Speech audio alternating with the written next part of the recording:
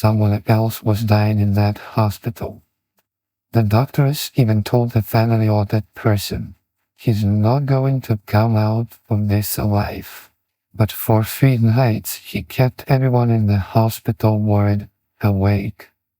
He would lie there quietly and then suddenly scream loudly. Then he would fall silent for a while and then scream again. His neighbor in the ward became very irritated and started yelling at him. Then my brother came over to him and said, "If you want, I can ask Jesus to heal you." My brother sat down, took his paralyzed hand, and asked Jesus to heal him, to forgive any wrongs or sins he may have committed. When the prayer ended, Boris weakly squeezed his hand. He whispered, "It seems to be helping. Pray again." My brother prayed again. This time Boris squeezed his hand a little stronger. He said, "It's definitely helping. Pray one more time." After the third prayer, Boris said, "Thank you." 3 days later, Boris got up and started walking. Boris recovered, but he still had trouble moving his right arm.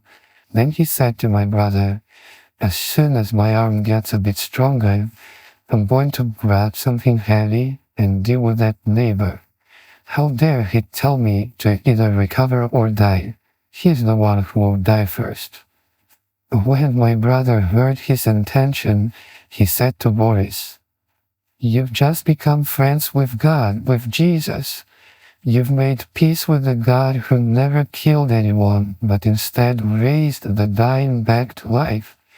Our God is not like that. He forgave you. You survived. Now you must forgive him too." Boris said, "What? He insulted me, and now I'm supposed to forgive him?" "Yes, forgive him. It's a small thing." Boris struggled with the idea, but finally made the decision to forgive his neighbor. He turned to him and said, "Hey neighbor." The man looked at him and said, "What? What do you want?" Boris said, "Forgive me for keeping you awake for 3 days and nights." The man jumped up from his bed, ran over, knelt down, grabbed Boris' hand and said, "No, you forgive me." And just imagine the scene, 2 men, both over 60 years old, hugging each other and forgiving one another.